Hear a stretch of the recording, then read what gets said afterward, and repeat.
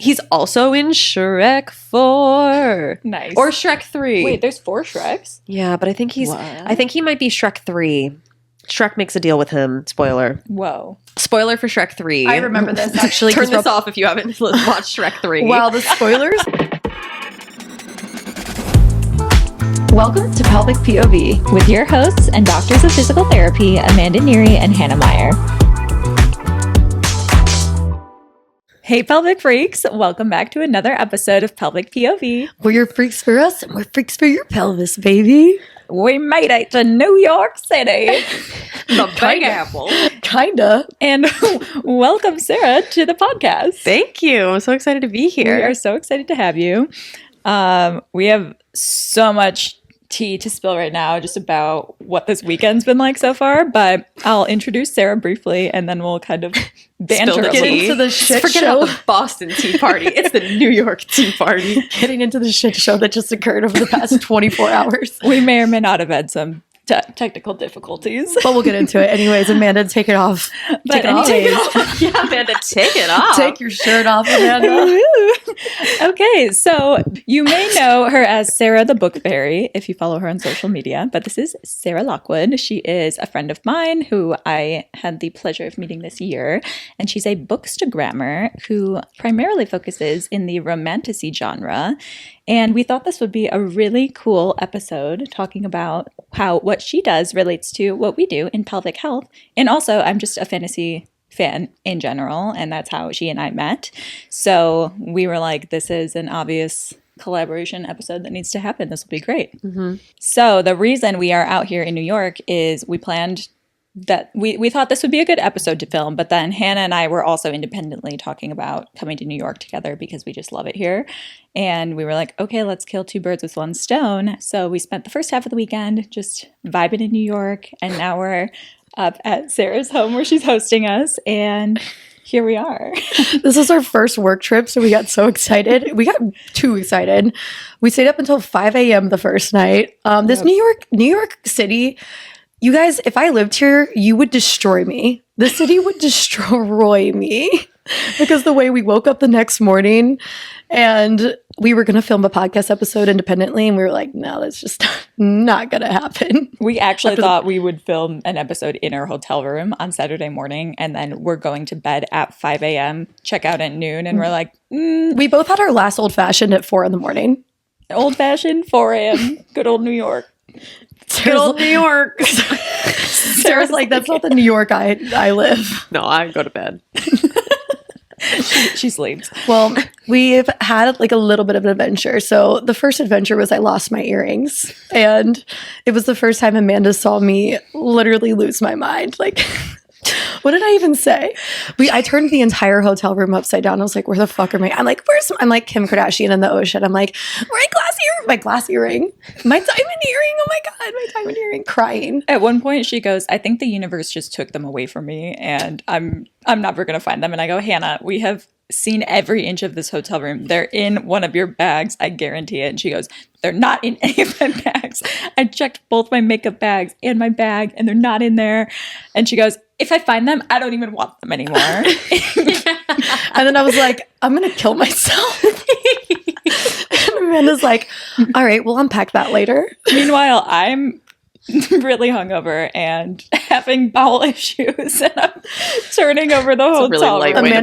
Amanda's like currently she was diarrheaing as I was flipping over the hotel room. And then long story short, Amanda checks in my bag that I checked 4 times and finds my earrings in 5 seconds after I literally flipped over every single mattress and pillow and anyways, guys, then we went to the Rockefeller Christmas tree. It was a fucking shit show because there's about every single person in the United States of America at that Christmas tree right now. And then we went to Bryant Park, lasted 2 minutes, and then we were like, okay, let's go to Soho and shop where we belong. We need to just shop it out. Yeah, and then we proceeded to just walk around in Soho for like 3 hours. Then we met up with Sarah and her girlfriend Emily. Well, before that, Amanda thought she got her wallet stolen. Oh, that's right. I left my wallet at our lunch restaurant, and Hannah and I are in a store, and I reach in my pocket and I go, my wallet's gone. Someone took it. And she was about 1,000 times more calm about thinking her wallet was stolen than I was about losing my like $60 earrings in the hotel room.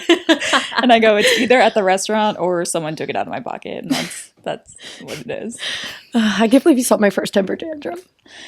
Yeah. And then today we were trying to set up for this podcast and one of our microphones just wasn't working. So there's 3 of us, so we need 3. And we've used all 3 before. We packed up nicely for travel. There was no rhyme or reason behind it. And we were just like troubleshooting this for like an hour. And we were all starting to panic that we'd have to share a microphone. And it was a whole thing. But here we are. And it's resolved. Emily saved our only lives. A minor felony to get the cord we need. Yeah, can we hear that? Hannah and I stayed here to set up, and Sarah and Emily went to get the mic cord for us. Emily's a musician, and so one of her best friends has like a bunch of this equipment because they do a lot of like music things together. And it was at his parents' house in the town that we live in. So we ended up, Emily and I drove over to their house to get it, but his parents weren't even home. So Emily had to like break in to like get this. She ended up finding a way in like through the back of the house. I love that. Maybe with the door, how you're supposed to get into a house. Committing and a she felony ended for up us. going into their basement and like finding this cord and leaving. And now here we are. And now we are finally recording this damn episode. It better be good. It better be good. We went through so many layers of emotions in the past like 20 hours. Okay. But Sarah, I introduced you briefly. If you don't mind, can you give our listeners just a little background on how you got into what you got into and what your overall vibe is? We just want to hear more about you. Happy to drop the lore. So Thank you, the lore. Lore is my favorite word. yeah, me too. So hi, I'm Sarah. I'm a book talker and bookstagrammer, and I also am the co-founder of a fantasy reading and writing retreat company that I actually own with Amanda's sister, Allie, which is like how we connected in the first place. Mm-hmm. And I got into social media content creation through like, it's a kind of a long tail. You want me to drop the full lore? Drop that lore. Drop whatever version you want to drop right now. Okay. Whatever the universe is calling upon you. Okay, perfect. I'll give you a shorter version so that we're not here for 20 hours. So I've always been like a very outgoing, extroverted, like theatrical, dramatic entertainer type of a person. And I always knew that that was a space that I kind of belonged in. But I took a couple of detours and went on a few side quests before I got here. I graduated college with a degree in arts administration, and I was working in the city in New York as a production assistant on a startup like daytime talk show. And I really didn't like it. It was my first job out of college, and I ended up getting fired. So Love that. Fired. So then after that, I went on to work on a very popular like children's television show, which was a lot of fun and really fulfilling. But then in March 2020, the world closed. Oh my So God. had to take like a step back and think about what I really wanted. And in the job I was in, I would like wasn't really seeing the sun and, you know, never saw my friends or my family or my girlfriend. And I felt like I wanted to be in charge of my own time. And so I also on the side had been going on like a kind of a personal health journey because I was pretty ill when I graduated college from like some of the living conditions. And so I ended up getting really into integrative medicine, integrative nutrition. And that's when I went and got certified as an integrative nutrition health coach and started working as a health coach. And the way that I got clients was through social media. So that was kind of how I started posting on socials more regularly and learning like marketing and all that stuff, which was also part of my degree, which was helpful. But I still felt like something was missing. And I ended up transitioning more into like life coaching, and my niche was joy and purpose. So I was helping my clients like move past limiting beliefs and find the things that like lit them up and figure out what they felt their purpose was, which by the way, I would always say like your purpose isn't what you do, it's who you are. So like if you're the most yourself you've ever been, like you're living your purpose. It's not a job. I love that. And so I would ask my clients, like, if you had no fear, like, what would you be doing? And whenever I would ask myself that question, the answer was always content creation. Like it wasn't being a coach. Which is a scary field to get into. Yeah, which is a scary field to get into. So that was happening like 2021 through 2020, mid 2023. And then I had actually I was reading a lot of self-help books and stuff like that just because of the field that I was in.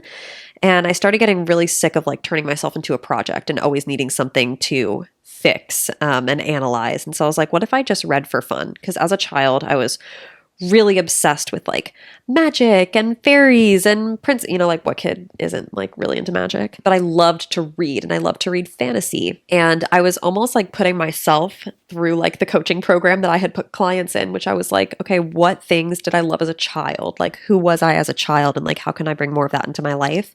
And reading was such a huge part of that. So I started reading fantasy books again. And like immediately I was like, okay, this is my personality. Like, this is like who I am. I had never felt so, like I hadn't felt that myself in such a long time. And I started a bookstagram like just for fun, just because I was like, oh, I want some more people to talk about books with. Like I want to make friends. I don't want to talk about this stuff all the time. The first video I made ended up getting like over 1 million views. And then it just like took off from there. And that was last April. And the account has grown from literally 0 to almost 300K in a year and a half. Amazing. Which is bananas. Like but it just goes to show like, I realized like, oh, this is what everyone's always talking about when they say like, when you're living your purpose and when you're fully authentic, like things just become easy, things flow. And that's not to say that like there won't be challenges or anything, but I didn't feel like I was swimming upstream anymore. I didn't feel like there was so much resistance anymore. And then that summer I met Allie, Avinda's sister, in a certification program that I was actually doing because I wanted more tools for my clients. And her and I were accountability partners, and we met because I posted in the Facebook group like asking about if anyone else reads like the books that I like to read. And Allie and I connected over that, and we started scheduling weekly accountability meetings. And then in September of last year, I told her that I felt like I wanted to become a full-time content creator. And she was like, okay, well, like speak it into existence. It's written in the stars. It's happening.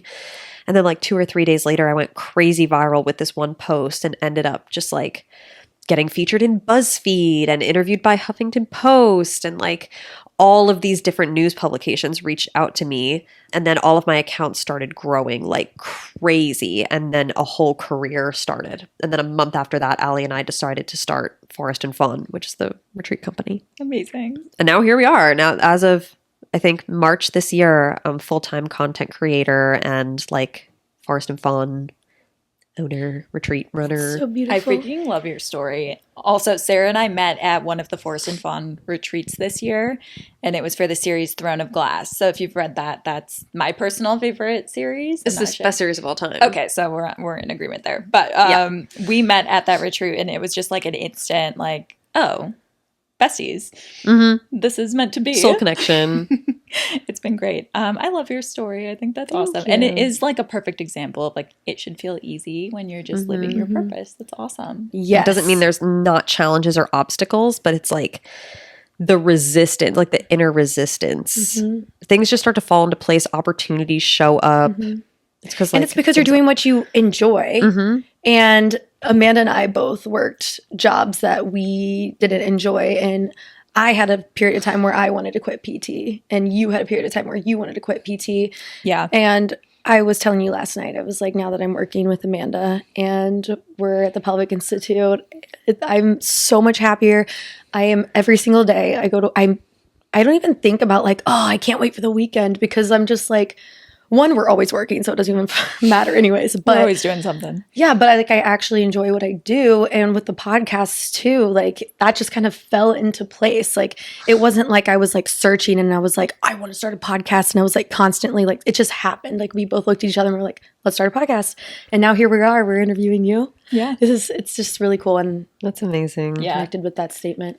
I do feel like we can definitely relate to that feeling of ease that you look for when things are just kind of where they're supposed to be. And I feel like all of us are doing what we're supposed to be doing. This is so fun. That's so beautiful. So beautiful. Wow. Okay, so this episode is about your life purpose, actually.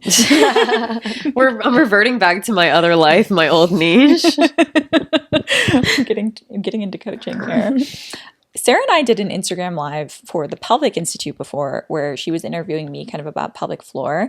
And we got into a little bit in that live about how reading fantasy or fiction in general is actually good for your pelvic health and sexual exploration. So we wanted to dive into that a little bit more today. Yeah, let's get into it. Because I love this topic. And then Amanda was telling me like this idea, and then I was like, that is actually so crazy that you had this idea for this episode, because I think it was the day before she had mentioned that to me.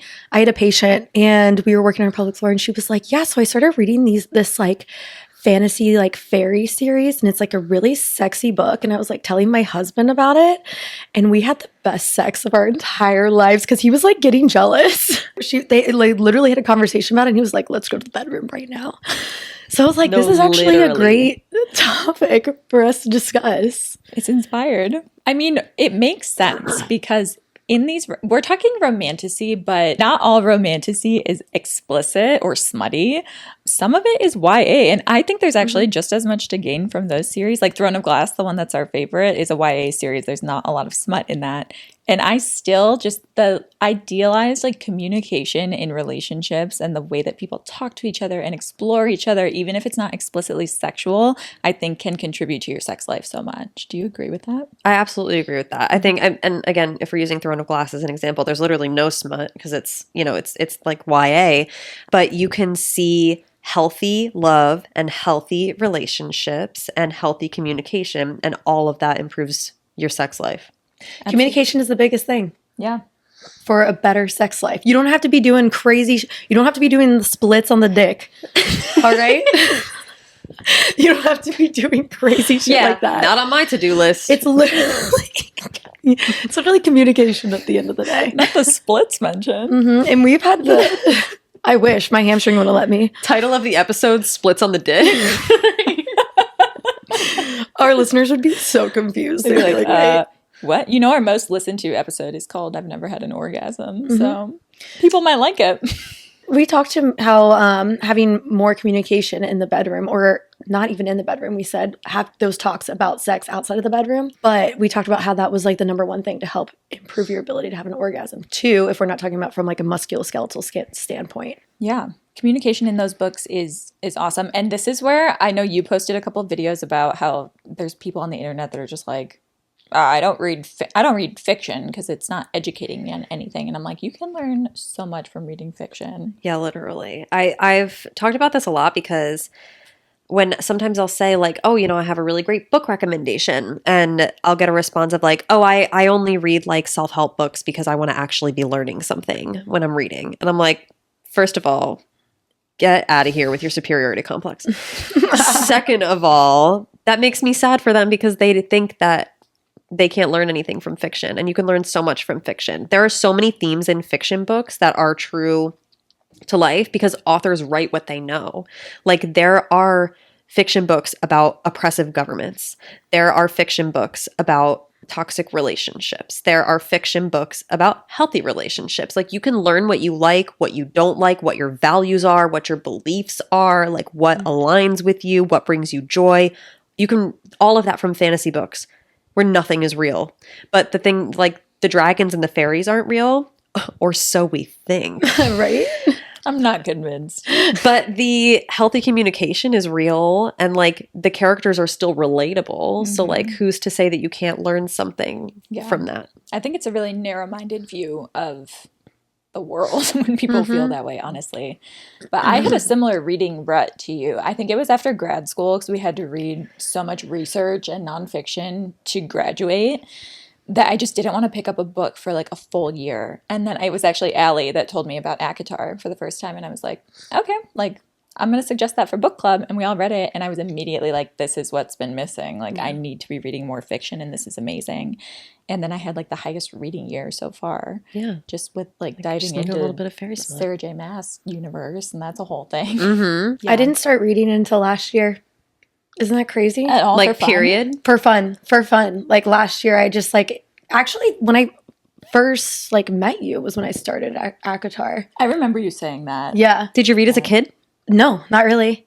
I only ever like read for like school. I hated reading with a burning passion, and now I love it. Now I love it. Mm. And I'm on the second book. I'm on the Court of Mist and Fury. Cool. That's amazing. But I'm so excited for I you. was that person. So my best friend in college, she would always try to get me to read. She's a huge reader. She's gonna love this episode. But she would always be pushing book recommendations onto me. And I was just like, it's just not for me, dude. But I never tried it. And then when I finally gave in and I started with just like straight romance. I started with the first book I like actually like read all the way through as I like was like, okay, I'm gonna read now, was It Ends With Us. It was a Colleen Hoover book, which I know. Oh. Yeah, I know. I know. But that actually did get my foot in the door. And I was like, oh, maybe I like romance. But then my best friend was like, no, you need to try fantasy. Trust me. It is the best genre. Do it. And I was like, I don't know. And then I got into ACOTAR and I was like, damn, this is fucking cool as shit. It unlocks a whole new world. Literally. Also, this could be a spoiler, but I've only read the first ACOTAR book. Okay. And I could sense that. So obviously Tamlin, right? Like she's like trying to bang. But I was like, this Reese guy is pretty sexy. And I don't know anything that happened so far, but I can sense like the sexual tension. Facts. Tamlin gave me the ick from the beginning though. Okay, here's Is the it the thing. blonde hair? Can I admit something? You know what? I imagine that he looks like John Smith from Pocahontas, and I think that's why I get the ick. Right? Spoiler alert Okay. for A Court of Mist and Fury if you haven't read it yet. So true. And you know where it goes, right? I just got past the part where Reese stole her away to the night court. Right. So I already know that part. What? Is some shit about to go down? She's biting her tongue. I'm ready. Without giving anything futuristic away. Futurist. I hated that. Without giving anything from the future. Without any major spoilers, I will just say in the first book, I did not pick up on the weird Tamlin energy. Like I was like, oh, Me either. he's obviously the main love interest, so I have to love him. And then I did. And then that was where me my too. brain. That's just like if So the book easy. tells me to do something, that's what I do. You know what? Where I Me was, too. where I True was, life. where it was in my life when she was falling in love with Tamlin, I had just gotten cheated on, and I was like, I hate men. Don't fall in love with him. Who cares? I thought Lucian was the Oh, better interest. I liked honestly. Lucian too. I liked him. I was like, he's hot and brooding, one mechanical eye. Like, it's not just my type. and then this is another spoiler alert. Which at the end of ACOTAR, when she was like having to kill the three Fays, yeah. and she got to the last person I thought was going to be Lucian, and I was like, I'm going to die if it's Lucian and she has to kill Lucian off. Like I I thought know. that's how it was going to happen, and then she like unmasked and it was Tamlin. I was like, oh yeah, get rid of him. Like, oh, that's fine. Get rid of him. You're like, this is fine. I'm totally fine with this. She has Reese for a backup. This is wild. I had like a panic attack during that scene. Me I was like, oh too. my god, what's she gonna do? And this is coming from I have no idea what happened, so I could be totally wrong. And I'm gonna like listen to this back and be like, Hannah, what the fuck are you talking about? You know what though? Whenever we watch movies together, you're really good at predicting what's going to happen. Yeah. That's amazing. I She can't always predict says, shit. she's like, "Oh, that guy definitely killed someone," and then they did. And I'm like, "What do you mean? How did you do that?" Did you guys figure out the riddle at the end of ACOTAR? No, I didn't. The love one? Yep. Because she said it's love. Yeah. No, I is knew that that. true? No, It's love. I fucking thought that that's what the answer was to the riddle. I didn't get it. I didn't get it even a little. I was like, ugh. you know what? I didn't even try to get it. One thing about me is I've never answered a riddle. She's, what was her name again? Amarantha. If you answer this riddle, then I will free all the fae. Riddle. All right, TTLE. It's like, what's the guy under the bridge? The troll? A bridge troll? No, what's the troll? Yeah, the guy from the bridge. Where's the leprechaun or something? What are you talking What about? bridge? You guys know Like what I'm Dora? talking about. The Explorer? Almost. Was that an episode of Dora? It's every episode of Dora. Is it? Yeah, there was a bridge troll, wasn't there? There was, I think. But I'm thinking of a specific... The guy under the troll? Or under the bridge? The specific... You guys know Grimm fairy tales? Yeah. Yeah, there was like a specific Like episode. a Brothers Grimm. Wait. Yeah. I don't think Episode? I know. Are you talking about the Brothers Grimm fairy tales that were like written? Or what episode? I need to episode unpack of what? this from my brain. What's his name? He's like a leprechaun, and he makes you answer riddles. Rumpelstiltskin? Yes!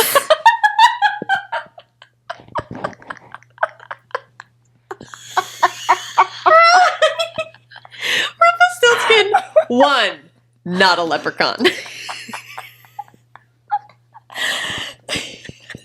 What is he? Are you talking about like from the show One? Well, he's a fairy tale character. Yeah. But like, are you talking about like the show Once Upon a Time? Maybe. No, I haven't seen that. Wow, you should watch it. It's garbage. You'd love it. I probably would. It's I love amazing. shitty shows. It's awful. It's the best show I've ever seen. I love it. Anyways, what is he? What's wrong? He's like a little, like, I don't know. he spins gold. He spins. He has a human. spinning wheel, and He's a human. he like makes. He's also in Shrek 4. Nice. Or Shrek 3. Wait, there's 4 Shreks? Yeah, but I think What? I think he might be Shrek 3. Shrek makes a deal with him. Spoiler. Whoa. Spoiler for Shrek 3. I remember this actually. Turn 'cause this off if you haven't watched Shrek 3. Wow, the spoilers on here are crazy today. Rumpelstiltskin. We're gonna not get to anything. We're not going to get to anything. I don't even want you to Now know. that we're finally in the Shrek lore. I don't even want you guys to know how I spelled Rumpelstiltskin. You wrote this down to know. Oh, Okay, you Google. No, Hey, I how did Googled you it. spell it? I spelled it Rumple space stilt skin. Like, oh wait, That is how you spell it. You just made it 3 words. I did. Wait, Amanda spelled Chihuahua CHIWAWA. That's yesterday. actually no. You said you didn't want to look at how I spelled it, so I didn't show you. I said, don't even tell me how you spelled it because I'm going to get mad. And I said, is there a W? And you said yes. It was WUAWU. Chihuahua. And then my I God. knew I changed it to the H's because I remembered. Honestly, all of this is relevant. Long Let's be story. real. All of this is important. This whole conversation so far is gonna save people's sex lives. 100%. Another thing I wanted to get to, I wanted to talk about how this can also help with sexual exploration explicitly, because we talked about communication and how a lot of these series are YA, but like there are a lot of smutty series as well. Yeah. Can I say something stupid? I don't know what YA means. Young adult. Cool. That's not stupid. No, that's fine. I've just been pretending this whole time. I'm like nodding. I like you. how I'm playing the role here of the new reader. Yeah. And you are guys, yeah. So cool. Young adult, I get it now. Go ahead. Yeah. So no smut because so that no would be smut. inappropriate. And smut is dirty stuff. So that's Yeah. another disclosure. Smut is spicy written sex. Yes. My favorite is when I'm listening to an audiobook and I'm like walking to work and it like gets to a spicy part and I'm just like walking down the street and there's just like normal people walking around and my headphones are like, and then he grabbed her by the waist and I'm like, wow, I need to prep for work. I don't He need to be beeped her listening. and her beep, and he beep like the sound from Like earlier. the sound from earlier. Yeah. Yeah. But for a lot of people, and we have a large patient population that struggles with dysorgasmia or difficulty achieving orgasm or painful sex or just a lot of conditions that involve sexual function. And we have heard from our patients in our sessions that like reading some of this stuff has really helped them connect with their partner more because they're learning different things that they can try. And that's not to say that there's some stuff in these books that you're going to be like, what the heck? I've never heard of that. Because like I think anyone listening to romantasy is going to find something new that they have not heard of happening before. So it's just like I think it's a really cool way to just explore that. I don't know. What do your people say about that? Because you obviously have a large following. Yeah. So my following typically is like into smutty books because that's what I talk about a lot of the time. And I think something that's so great is that often it's written like by women for women.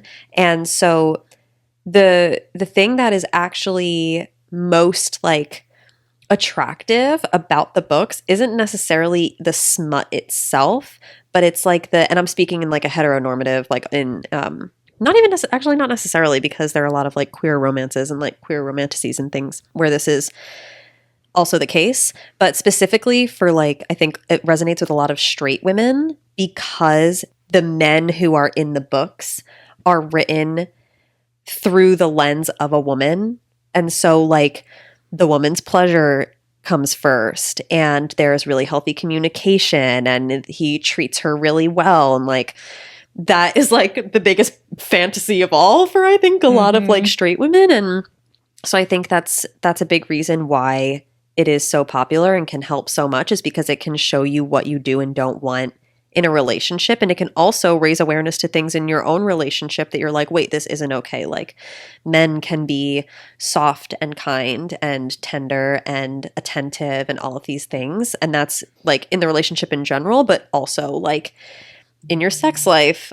And then when it comes to like queer romances, I think that's really important for queer people who are exploring their sexuality or, you know, figuring out what you want in a partner or what you like or don't like. So I think when people write off smut as like, oh, it's porn, like, you know, I get those comments all the time. They're literally all from men. They're like, it's ruining men's relationships. And I'm like, if it's ruining your relationship, it's because you're a shit partner. Like, Yeah. because men who are good partners, like, it's literally improving that couple's sex life. But that's not the case at all. Like, smut is not porn. Smut is really, really important for like people for their own sexual exploration and for them to understand what they like, what they don't like. I know I'm kind of repeating myself, but I think it's really, really important. It's good for like, especially like a lot of straight women to have that. And then also queer people as well who are maybe exploring different areas of their sexuality. Mm-hmm. What I will say is like from the sexually explicit standpoint, there's so much emphasis on like physical foreplay in these books too. Yeah. And whenever I'm reading a scene, it's the actual penetrative act in these hetero relationships in these books doesn't happen till like the very end. Mm-hmm. And the woman's already been pleased multiple times. Mm-hmm. And exactly what you said, there's so much focus on female pleasure and just like that part of it too. Yeah, that's I love the way you worded all of that. That's like exactly what we would want to say. Mm-hmm. And for me as a newbie, I feel like it puts a lot of emphasis on the desire portion and also creativity. So if you're like in a rut in your sex life, like I think it's been eye-opening because for people that have sex, like penis in vagina, penetrative sex, we've talked about this before. Sex is not just penetration. It's a lot about the buildup. And I like how I've started reading these books and it's not just like he thrusted her and was like, boom. And it's like, that's not the part that's getting me excited at Sometimes all. It does say that. Sometimes though, like that part, I'm even like, oh, I'm a little uncomfy right now. It's usually like the buildup. What was I talking about the other day? I was like, oh, the collarbone thing where he like bit her on the collarbone. Oh, yeah. Yeah, like I did that the other day. Nice. I was like, maybe I'll try a little collarbone bite. That's where I say you'll always read something new that you didn't think of before. Like, didn't you have like a TikTok or something that you showed me that was like? Oh, there was one. You would love this. It was one that was like when you try something from your romantasy smut book in real life, and it's this guy bringing 2 beers over to his friend, and he has all his fingers in the liquid, and his friend's looking at him like, "What?" And then he like takes his hands out and then wipes it down his face and shoves his fingers in his mouth, and his friend's just like, and then like walks away. It's so good. But it's like so funny because you read that build up and you're like, I want to feel what that feels like in real life. Mm-hmm. I don't know. It's been nice. So I feel like people that get stuck in ruts, like it's super common to get stuck in a rut because people think that sex is just penetration a lot of the time. Yeah. And I think it's super important too for people with pelvic pain. So like a large part of our population that we treat, to see that you can do so much more externally and just in creative ways to not necessarily orgasm. Like maybe that's not the goal. Maybe you just want to enjoy the experience a little bit more. And there's so many other things you can do than actual penetration. And it makes sex so much longer too. Mm-hmm. Foreplay. Like foreplay is the most important part. Like the touching. Yeah. And you can make sex last hours. If you wanted to. Yeah. The gay's been new. This is news to the straight people. It's news to the straight. No, it seriously is. It's like, but we laugh about it, but that straight up is news to like a lot of people. Yeah. I know. And that's one thing that I think is amazing about these books is that like, I mean, I know I keep putting emphasis on like straight relationships, but like a lot of women are realizing like what sex could be like for them. And again, it's like things that like the gays a lot of the time have like figured out, which is, but also like queer romances are so important for like that kind of exploration. But I think the reason that so many men get angry that women are reading these books is because women are realizing their worth and the men don't like it. Yeah. Because now they can't just like take 30 seconds, not even, and like not care about a woman's pleasure anymore because women are like setting higher standards for themselves. Yeah. It's like, oh, put in some effort, please. I'm sick of this shit. Yeah. Yeah, and newsflash, that's just another form of misogyny. Fun fact. Oh, don't get me started. No, get started. The amount I have posted so many times about this, about how hating on romance literature and thinking that it's beneath you and stupid and frivolous is misogyny. And it's because romance is associated with women. It's a genre that was made popular by women. And anything that's made popular by women is something that we view as beneath us. Rom-coms, romance novels, boy bands. Like, boy bands aren't taken as seriously as like bands that have a primarily like male fan base. And it has made its way into now like romantasy as well. Like, people think that they're better than you if they don't read romantasy, and they're not realizing that it's misogyny. And if you call it misogyny, then it's like, well, not everything is misogyny, blah, blah, blah. I'm like, okay, well, this is. The amount of comments that I've gotten from men being like, women who like this are disgusting, like it's just porn, and they're just like fully missing the point. Like, have absolutely no idea what they're talking about. And I'm like, just say that you've like never spoken to a woman before in your life, you know, like, Or so that much you just easier. don't care. Or that you just listen. don't care. Or that Yeah. you're a misogynist. Like, it'd be so much easier if you just like admitted these things to yourself. But romance, like, this isn't a new thing. Romantasy as like a subgenre is like, has blown up very recently, but like romance novels have been a thing for a very long time. You know, Pride and Prejudice. Yep. Like, that was really, really important when it came out. And I think just as a whole, romance is so important. Like, the genre is so important to women. And historically, it is just always, always hated on and seen as like beneath other genres. And yeah, that's misogyny. Yeah. 100%. Period. Yeah. Period, point blank. I want that clip of you explaining that. Just like, I want to send that to every single person I talk to that doesn't. Literally. It always starts with like the fiction, nonfiction conversation, and then it ends on that point. Yeah.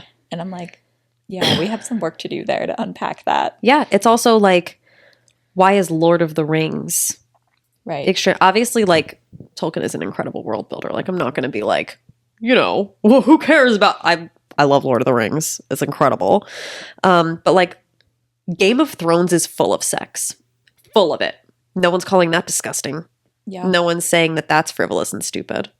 It's because the audience is primarily men. Yeah. But as soon as women have a series that is like really popular to them and it has smut, women are disgusting. Like, that's porn. That's sick. You're perverted.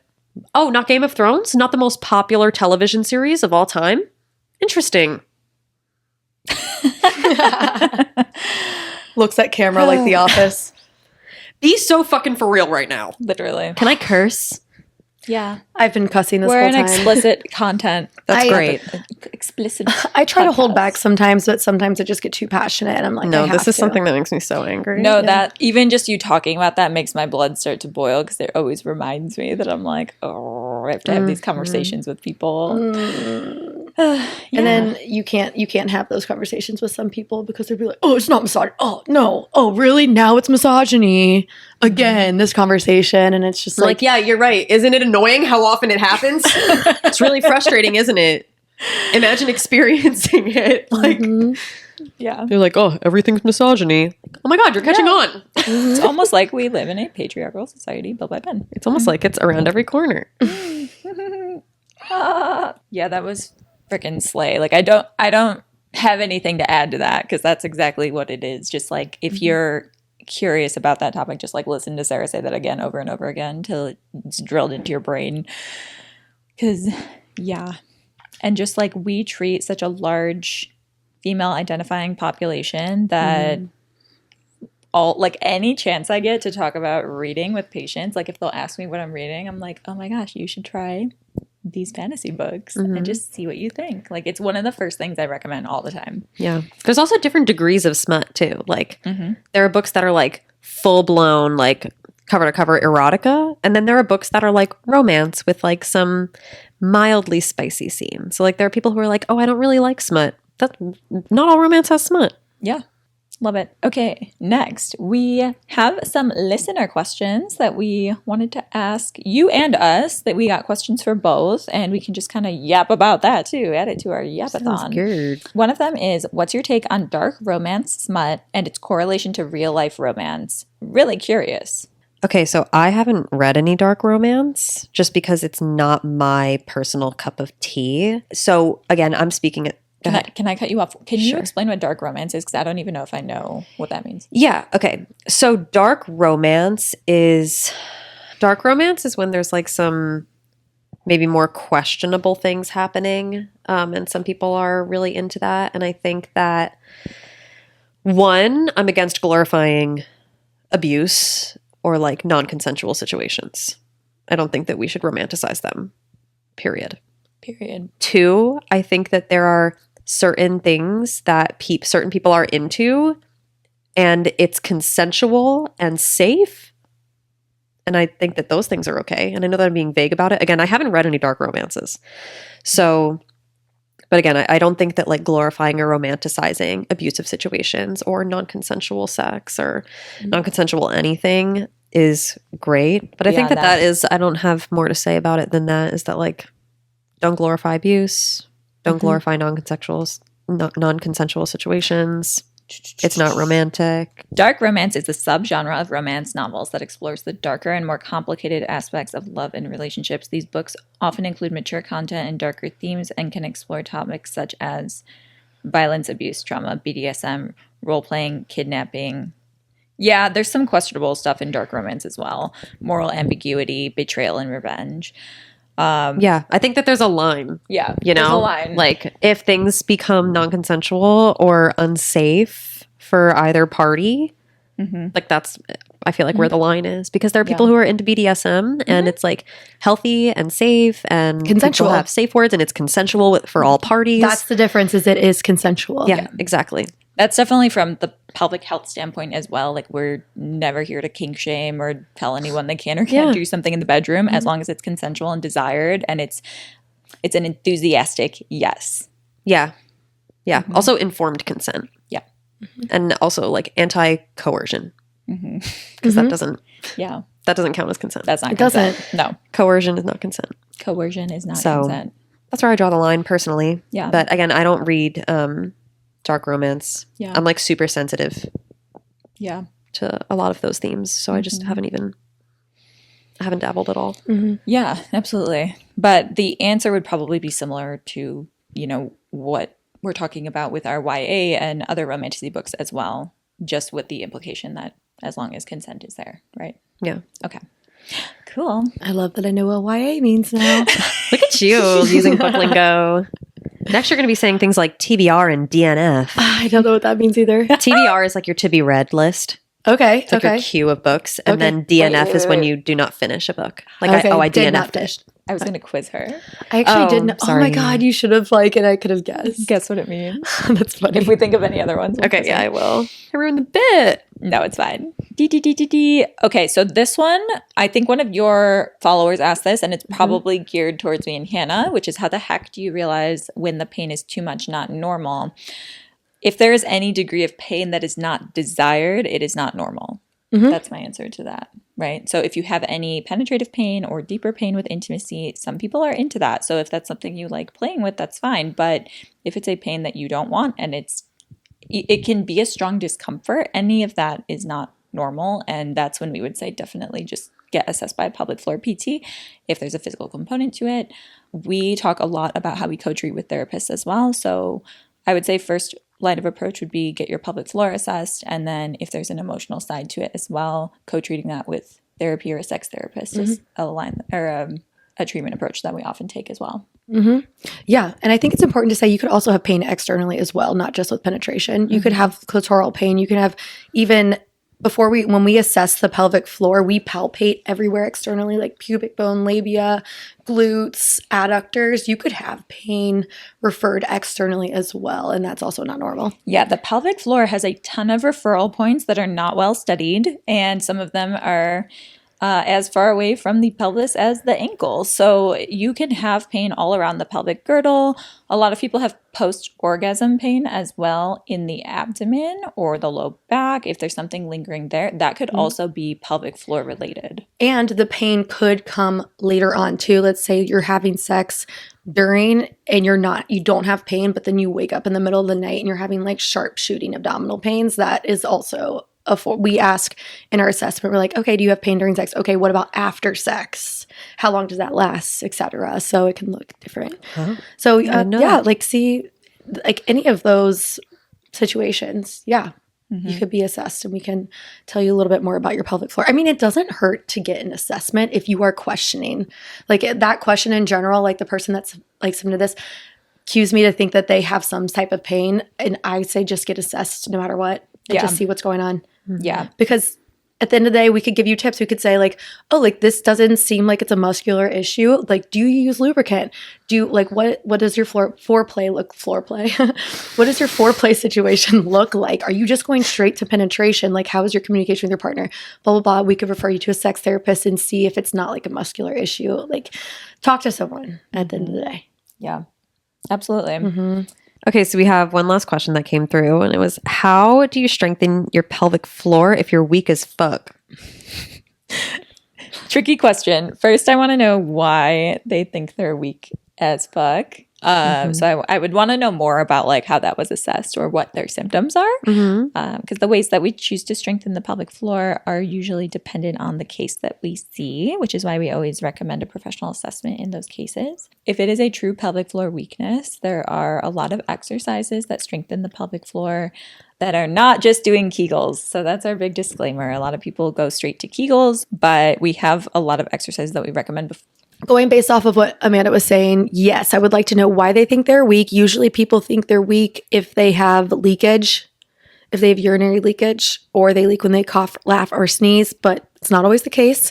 So always get assessed by a pelvic floor PT first. If you feel like you do have a weak pelvic floor, it could be tightness, it could be some other coordination issue. Maybe your pelvic floor isn't coordinating with your breath or with your movement properly. Maybe it's not necessarily weakness. Maybe you just need more awareness of your pelvic floor, need to learn about it. But for like general pelvic floor strengthening, we always talk about breathing. We talk about core strengthening, not just doing like crunches and sit-ups and holding your breath. That's not going to be good for your pelvic floor. But some general exercises that we go to are like bridges, glute bridges, strengthening the accessory muscles to the pelvic floor with proper breathing coordination. And we've said this in previous episodes before, but I'll quickly touch on it. The accessory muscles to the pelvic floor, since they're in such close proximity to the pelvic floor muscles, strengthening those muscles will help you with strengthening your pelvic floor. And with proper breathing coordination, exhaling with exertional movement, then you're freaking balling, baby. Whoa, you're balling. You're balling. Look at that pelvic floor. You don't need to balling, baby. You don't need. What are we friggin' balling? We're friggin' balling. Okay. You don't need to Not insert. the Princess, you're friggin' balling. You don't need Your to. pelvic floor. Kills me every Your time. pelvic floor is so strong. Oh my God, look at you. But Not her trying to do it. I can do it. Do it. Look at you. I can tell you've been doing your glute bridges, princess. Give me something to say. Say Strengthen your pelvic floor, princess. Widowy strengthen your pelvic floor. Not widowy. You sound like a baby when you do it. Widowy But is it your cute? pelvic floor. Okay. You widowy can strengthen your pelvic floor. But at the end of the day, you don't need to buy a Kegel trainer and insert it in the vagina and be doing Flappy Bird with your vagina, okay? Oh my God. That's my thing. whole morning. Morning routine. My morning routine. Gone. Flappy Bird with Wait, isn't that a phone game? Yes. yeah, but it's a thing. With the Kegel trainer. There's a Kegel thing like the it's- biofeedback. It's like biofeedback. You put it in your vagina and you can play Flappy Bird, but instead of touching it with your phone, you do Kegels. Oh my God. I didn't even know that was a thing. Yeah. I've Never heard of it. I don't know if it needs to be a thing, but it is. Oh, People have it. perfect. It's a thing that people make money off of. Wow. Typical. Typical. Great. Okay. I have a really fun thing that we're going to do next. Sorry. Repeat that. No, I did repeat it. Cinderella. Face your hand. I can't with you too. It's What's like your name again? it's too much. I was telling Sarah last night how she was like tucking me into bed. Like, pretty much. They met yesterday, by the way. We met yesterday. They and met yesterday. I was like, I Gonna be feel my like, maid of honor. feel like we've been roommates for like a minute now. I feel like I've known you for so long, but it's probably because you work in social media. I see your videos all the time. Yeah. I'm just like, yeah, this is my Same with you. We have a really beautiful parasocial relationship. love it. That's kind of the cool thing about social media. Yeah. Also, I said something weird about Larry. Larry Don't say Bear. his name. He'll start whining at it. It's because Emily You're walked in. right. So true. You're right. No, who is that? There's no one there. No Not one a there. puppy. There's Not a no puppy. dog here. No. I was telling Amanda yesterday. I was like walking around, and I was like, New York feels like social media in real life. Like a TikTok in real life. Yeah. That's such a weird thing to say, but it's true. Yeah, I love it here. I really do. Same. Concrete jungle, wet dream tomato. Is something you can do. Is that even the word? No. What is it? You had to ask. I literally said concrete jungle, wet dream tomato. No, we were singing it together, and I said wet dream tomato, and Amanda said the real words, and I was like, I didn't comment. Do you guys them. know the meme? Yeah. Yeah. I Concrete do. jungle, wet dream tomato. There's something you can't do. That's That's it. the line. New York.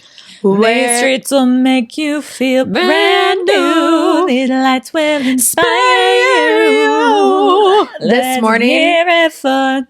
morning, Amanda and Sarah were trying to teach. They've been trying to give me voice lessons so that I can sing. Because as you guys know, maybe you don't. Maybe you pelvic freaks don't know that I could only sing in a fake Southern accent.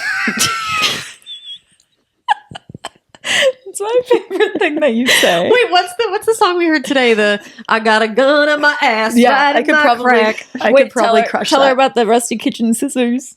What is that? song. The song. Yes. I was like, Do it, what do happened with the scissors? Miranda Lambert. Yes, sing it. They say my mom was broken. What's the words? Let me think. Oh, yeah. I cut my bangs with some rusty kitchen scissors. I screamed his names till the neighbors called the cops. I did my pain at the expense of my liver. Don't know what I did next. All I know, I couldn't stop. Word got around to the bonfires and the Baptists.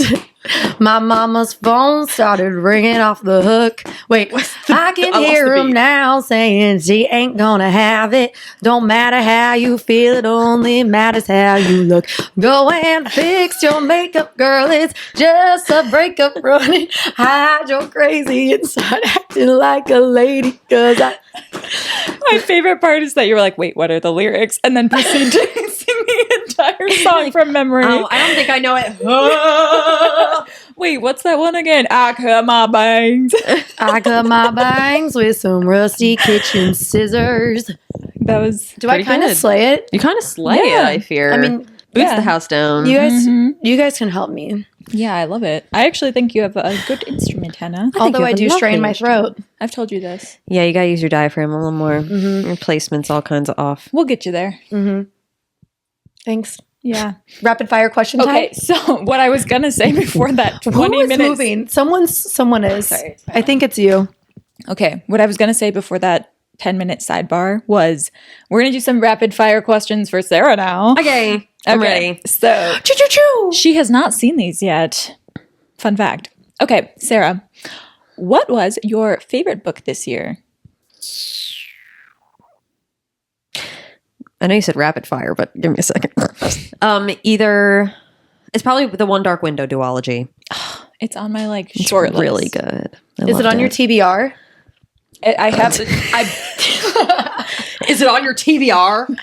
I just realized you're really using a good. new word, and that's fun for you. I also loved the Once Upon a Broken Heart trilogy, Oh, which I I read at the didn't read beginning that. of the year. Oh, cool. Really good. I'll add it to my list. I love it. One Dark Window is sitting on my nightstand, and I just have like 3 books to finish before I get to it, and I'm so excited. It's really good. I'm a big fan. Oh my god, yay. I'm really happy you guys are teaching me new words. Like Amanda taught me qualm, and I've been using that lately. You didn't know qualm. Did it? That's Dead okay. ass. What was the I other didn't word know that you I didn't didn't know? Know it. could figure out what it meant based off of context clues. Reprieve. Reprieve was the other one. She said it in like a podcast episode, and I was like editing it, and I was like fully like looking at myself, and I was just like, yeah, like I fully knew what she meant. I had no idea. Amazing. Okay. On that note, if someone is listening to this and they've never read a fiction, fantasy, romantasy book, and you were to suggest a book to get them into this genre, what is A Court of Thorns and Roses. I knew you were going to say that. It's a gateway book. Yeah, it really is. It's my gateway book right Yeah. now. After that, it's over. You're happened never to going to me. be the same. No. It happened to me. Have you well, this is stupid. I haven't finished the Mass verse. I have the Third Crescent City still to read. Oh. I know. Let me know what you think after you finish it. I'm not going to say anything else. I'm not deep into the lore yet. I wanted more of You a will be. reaction. I'm sorry. Well, that was the only. Like if you were like, I hadn't finished Through the Glass, I'd be like, Right. oh my god! You're Right. like, oh, I haven't finished Crescent City. I'm like, oh, Yeah, and there's a reason I haven't yet. But I will don't get to blame it. you. It's on my list. Okay. The spiciest book you've ever read. Guild. Guild. Who's that by? Raven Kennedy. Okay. I'm actually in the middle of the series right now. The first book opens with an orgy. Awesome. Dang. Cool. Guild by who? Raven Kennedy. Okay. Cool. I'm going to add it to my TBR. It's on my TBR. I'm excited. This one we already heard the answer to, but your favorite Sarah J. Maas world. A Throne of Glass, easily. It's so far beyond anything else I've ever read. So then why do you recommend ACOTAR first? Because the gateway book. I think it's easier to get into. It's more fast paced. If you like spice, it's a good intro into that because there's not spice in Throne of Glass. Throne of Glass is like a 8-book epic fantasy. I agree. ACOTAR is a romantasy. Yeah. And it's almost like a trilogy and then a novella and then like another bigger book. That's so true. like I think it's easier to get through than Throne of Glass. So if you're new to the genre, that's what you should start with. Cool. Or Fourth Wing because it's like extremely fast paced. I finished Fourth Wing in 2 days. Really? Yeah, Fourth Wing was But it's was like quick. I was going to do Fourth Wing after ACOTAR. It's a good one. yeah, it's good. Yeah, I think you should do Throne of Glass. My Okay, recommendation is to finish the Mass verse Okay, before you finish do Mass anything first. else. Okay, I mean, you're the expert. That's what I would say to do. I'll do it. I'll do it. I'll listen to anything you say. ACOTAR, Throne of Glass, Crescent City. Okay. Don't read Crescent City before Throne of Glass. Okay, I won't. Okay. Okay. That's to you too, guys. Yeah. Or else. Or else I could literally talk about Throne of Glass all day. Yeah, me too. I'll be here forever. Do you have a most memorable smut scene that you've read? Chapter 55 of A Court of Mist and Fury. Oh, Hannah's almost there. I am. I'm on like chapter 10 right now. I'm so excited. Guys, this is the perfect time of my life for me to be reading this right now. I'm really excited. Hell yeah. Yeah. I got my friend a candle after we both read Mist and Fury that said, smells like chapter 55. And then it had like a little description. And it was so Must smell That's horrible. your number one book. Guys, it must smell horrible. It smells fucking disgusting. just straight up dirty. Smell dirty. It was like soup and sweat. Filthy. Stupid. If you know, you know. If you know, you know. Wait, I'm so excited, guys. Hannah's like, why soup? I mean, I don't question it. Oh, so good. Hell yeah. So that's like your number one scene? Yeah. What about another scene? It's the Do you have most any other memorable, do you have for any other sure. memorable one? Like, If yes, you could do but top three. So that's your number one, and then what's your backup? Number 2 and 3. there's a scene in Fourth Wing that involves lightning. And there's, There sure is. I would say, honestly, this isn't really smut. It's just like a little, it's like as far as you can go for YA, for like a little something something, but it's in Empire of Storms. I was going to say that one too. I'll bleed whatever color you tell me to. Yeah. You know the one. Yeah. You know the one with Daddy Shadow Hands. Yeah. It's good. That one's great. I can't wait for you to read Throne of Glass. I'm pumped, you. I'm dirty. I'm ready. Dirty? I'm dirty and ready. She's dirty and ready. Her mind's somewhere else now.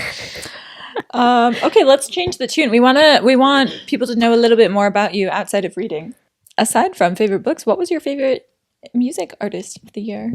Chapel Roan. Yes. Chapel Roan, Sabrina Carpenter, Renee Rapp, Muna, Oh yeah. Oh my God, you got me on Muna. She so just- Big hard. Muna She just showed me girl. Muna. Boy Genius. Mm-hmm. I know you asked for one. And Taylor Swift, obviously, but that's like a given. Yeah. But I was a big Boy Genius girl this year. Boy Nice. Genius, Muna, Chappell Roan, Renee Rapp. Big year for like gay pop. It really was. Yeah. Chapel was my top artist on my Wrapped by far, but you got me into Muna so hard. In love with all of them. Yeah, amazing. I love On them. repeat. Just last night we watched the Sabrina Carpenter Christmas special with Sarah and Emily, and Chaperone the looked like such a duet baddie. with Chapel was just It so was good. so good. So good. Obsessed. She can do no wrong. I love her so much. I know. Yeah. I know. That actually, the entire every single woman looked amazing. Yeah. Tyla's outfit with the red ribbon around. That was one of the most beautiful, just like ensemble. Everything about her look was absolutely stunning. So good. So good. I think I need to rewatch that special. Also, Yeah, me Sabrina too. Carpenter literally looks like a goddess. Yeah. Her outfit. flawless. I think the outfit she wore with Tyla, but was that her like long white dress? Maybe. I forget who her first guest artist was, but it was that I think it was outfit. Tyla. And that looked really freaking good. Yeah. Really, really well She's done. so widowy beautiful. She's a princess. She's widowy princess. Why are you guys widowy so good at it and I'm not? You sound like a baby. You're doing baby voice. Widowy. You sound like a widowy dog. Why are you guys widowy so good at it? I need to get more into the inflection with the daddy voice. With the daddy voice. Imagine less like you're playing with like toys and more that you are wearing a fedora. Ooh, okay. Like this. Yeah. You're like, What are we guys? Feel not Oh wait, I think I got princess. it. That was better. Go ahead. Wait. What are we guys? Look at my fedora.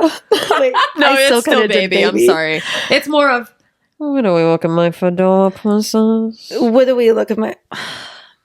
What a You're gonna have to widowy practice. princess. This is what it is like when they're trying to teach me how to sing too. They're like Princess. less like this and more like this. I don't have this down at all. I'll throw that out there. I've had a lot of practice, princess. It's so good. Daddy's always got his fedora in his back pocket. I want to ask you more questions. Oh, okay. Yeah, go ahead. I have one. What's your like top like DNF book? Ooh. What's your most okay? I actually have a good one. What's your most like controversial like DNF? Like other people love it, but you could not. Song of Achilles. Okay. Ooh, okay, I haven't tried it yet. It's a retelling of the story of Achilles. Yeah. And I just don't. I know that it's a lot of people's favorites. It just the writing style just wasn't for me. I know that objectively it's beautiful. Like the prose is really poetic and lovely, but it just wasn't for me. And I also really, really hate the From Blood and Ash series. Oh, okay. I've heard mixed things about that series. I haven't read it yet, but that's a I have very lot of strong feelings. distaste. I did a 45-minute live Whoa. to like explain myself because I know it's a lot of people's favorites. And listen, Yeah. if it's your favorite, that's fine. Did you get hate comments? No, I That's actually good. had a lot of people agree with me. Good. The first book, good. The second book, good. The third book, the fourth book, really rough. Good descriptions. Honestly, I felt Not a good progression. That's not what you want.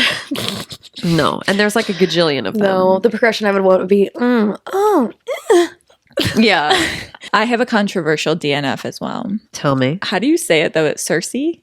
Oh, yeah. That's the same author as Song of Achilles. Oh, really? Yes. Okay, so Oh. I couldn't get into it. I appreciate like the story and all. I actually didn't get that far into it to actually know the story, but I know people love it. Yeah. And it just was not for me. I get it because that author's other book I did not like. So Yeah. Okay. Well, maybe I just won't try Song of Achilles then. We seem to have similar taste. I guess I wouldn't recommend it if we both didn't like it. I have another question. Your favorite fiction author that is not fantasy? Well, I only read books where people have magical powers. So I don't know if I can answer that. Okay, so fair. Growing up, I loved Jodi Picoult, Oh, me too. but I haven't read one of her books since like 10th grade. So I don't know. I literally only read fantasy books. I read her book from 2021, I think. She had a new one. And then I have her new one on my TBR, but I haven't read it yet. Yeah. I don't know. She's a good writer. She's a great writer. I read My Sister's Keeper. I read 19 Minutes. I read Second Glance. I read a lot of her books, but I always loved those. But now I'm like, someone needs to be shooting fire out of their fingertips or I'm bored. Right. I need the escapism. Yeah. I don't like reading a book and someone has a cell phone, unless it's Crescent City. Yeah, so true. If they have a cell phone, fair. there also needs to be magical. Got the job done. If they have a cell phone, someone also has to be. She gets the job done. She gets the job done and she looks good doing it. The Giver. I love this episode. I think this topic is super important and I just want to bring it up as often as I can, honestly, because Same. I just want everyone to also read the books that I read and so that I can talk about them. Yeah, me too. I literally made it my whole career. Which is so fucking cool. One thing about me is I can't shut the fuck up, so have to make it my job, I fear. That is exactly why we're podcasting, because neither of us can also shut the fuck up. You know how many times I interrupt Amanda on a daily basis? I thought you were going to say a man. I was like, perfect. And man. We're all getting breakfast this morning and we're talking about something completely unrelated. And Hannah goes, you know what? I'm going to start getting regular lattes. No vanilla. Sarah was like, thank God you said something. Got you something. I was actually thinking about that this whole time. Like, oh my God. When is she going to start getting regular lattes? So good. Incredible. Oh my God. Yeah. If you are new to our podcast, this is kind of our whole shtick. We talk about pelvic health. Hannah and I are doctors of physical therapy. We specialize in pelvic floor therapy. So we talk a lot about pelvic floor dysfunction in general with the subcategory of sexual dysfunction quite often. And one of the reasons we started the podcast was to really destigmatize these topics and talking about sex in a way that is empowering for everyone. So obviously, we kind of prefaced that with what we were talking about today, but that was kind of our basis for bringing Sarah on and having this conversation. And we hope you found some golden nuggets in it and liked it. And Sarah, for our seasoned pelvic freaks, can you give them a little bit of info on how to find you and your content if they loved listening to this episode, which I'm sure they did? Yeah, of course. So you can find me at Sarah the Book Fairy on TikTok or Instagram. And that's Sarah with an H, not without an H. And you can find Forest and Fawn, which is the company that I own with Amanda's sister, Allie. You can find that at forestandfawnretreats.com or at Forest and Fawn Retreats on TikTok or Instagram. Woo! And if you are new to our episode, you can find us on social media as well at Pelvic POV. In there, you can find our personal accounts as well. And we always accept listener stories and questions. So in our link in bio, you can submit an anonymous story or question that you want us to talk about on the podcast, and we will get to it in a future episode. Also, any other healthcare providers or people in general that you would love to have as a guest on the pod for us to expand our, I don't know, pelvic freakiness, I think send it in. Yeah, there's so many good conversations that come from bringing different people from different professions And on. different perspectives in general. Heck yeah. Okay, closing thought. Closing thought is don't be ashamed to read romance books. You should never be embarrassed. Heck yeah. And don't let anyone make you feel bad about it because they are empowering and women use them to take down systems. We're not embarrassed, and look how cool we are. I've never been embarrassed in my life.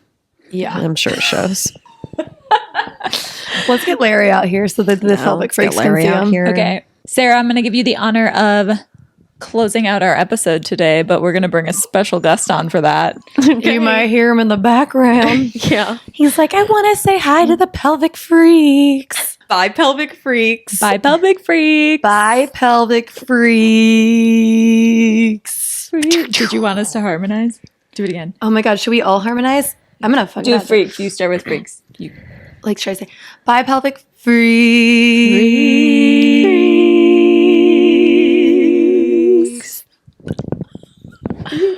I am a low person. Low note. I am a low person. I am a low life person. I am a low person. Did you miss us? That Hi, was baby. awesome.